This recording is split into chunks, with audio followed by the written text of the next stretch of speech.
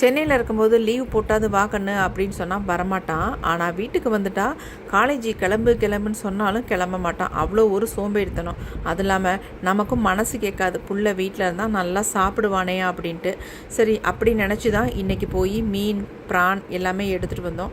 சரி கொஞ்சமாக செஞ்சிடலாம், புள்ள நல்லா திருப்தியாக சாப்பிட்டு போட்டோம், இன்னும் 2 நாளில் ஊருக்கு போய் ஆகணும் சென்னைக்கு அப்படின்ட்டு.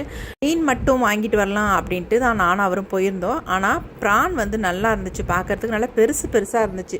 சரின்னா அதுலேயும் ஒரு 1/2 கிலோ வாங்கிட்டு வந்துட்டேன். ஏன்னா நிஷாந்த் சாப்பிடாதனால அப்பு மட்டும் ப்ரான் நல்லா சாப்பிடுவான், அதனால் அவனுக்காக வேண்டி வாங்கினேன். குக்கர்லேயே சாதம் வச்சாச்சு, மண் சட்டியில் மீன் குழம்பும் வச்சாச்சு, கொஞ்சமாக வச்சுருந்தேன். சிக்கனோட சோயா போட்டு கொஞ்சம் ஃப்ரை பண்ணியிருந்தேன். அடுத்து வந்து ப்ரான்ஸ் வந்து தொக்கு மாதிரி பண்ணியிருந்தேன். ரொம்ப டேஸ்டியாக இருந்துச்சு, நல்ல மணமாக இருந்துச்சு.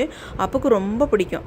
ஃபிஷ் வந்து நாங்கள் ஆயில் போட்டு ஃப்ரை பண்ணவே மாட்டோம், எப்பயுமே அவனில் வச்சு தான் நாங்கள் எல்லாருமே எடுத்துக்கிறோம் இப்போல்லாம், ஏன்னா ஹெல்த்துக்காக வேண்டி. நேற்று வச்ச ரசம் கொஞ்சம் இருந்துச்சு, இதெல்லாம் வச்சு நாங்கள் எல்லாமே மதியம் சாப்பிட்டு முடிச்சாச்சுங்க. நிஷாந்த் வந்து ஜிம்முக்கு போயிட்டு வரும்போது இப்போல்லாம் என்னென்ன வெயிட்டுக்கு வேணுமோ அதெல்லாம் வாங்கிட்டு வந்துடுறான். நம்ம சொல்லணுன்ற அவசியமே இல்லை. ஃப்ரூட்ஸாக இருக்கட்டும், வெஜிடபிள்ஸாக இருக்கட்டும், எதாக இருந்தாலும் வாங்கிட்டு வந்துடுறான். பரவாயில்ல, இந்த அளவுக்காவது பொறுப்பாக பிள்ளைங்க மாறுதேன்னு ரொம்ப சந்தோஷமாக இருந்துச்சு.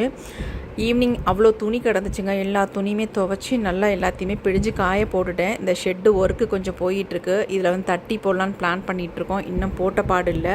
நிஷாந்த் அவன் ஃப்ரெண்டுக்கு ஸ்டிச் பிரிக்கிறதுக்காக போயிருந்தான். அப்போ வந்து மருந்தெல்லாம் பேக்கில் ஊற்றிடுச்சுமா, இந்த ஜிம் பேக்கை வந்து நல்லா வாஷ் பண்ணிடுங்க அப்படின்னு சொல்லவும் சரி அதையும் நல்லா வாஷ் பண்ணி வச்சாச்சு. பூஜை ஜாமான்லாம் எடுத்து வச்சுருந்தேன் வாஷ் பண்ணுறதுக்கு. அதுக்கிடையில் நைட்டுக்கு டிஃபன் வந்து ரெடி பண்ணிடலாம் அப்படின்ட்டு நிஷாந்துக்கும் அவங்க அப்பாவுக்கும் டிஃபனை ரெடி பண்ணி வச்சுட்டு கையோட அப்படியே அவங்களையும் சாப்பிட சொல்லிட்டு கார்ன் ரெடி இருந்துச்சு, அதையும் அவிச்சு ஆளு கொஞ்சம் எடுத்துக்கிட்டு பூஜை ஜாமான்லாம் விளக்கி வச்சுட்டு சரின்ட்டு போய் படுத்துடலாம் அப்படின்ட்டு நானும் போய் படுத்துட்டேங்க. என்னுடைய டே இன்றைக்கி இப்படி தான் போச்சு.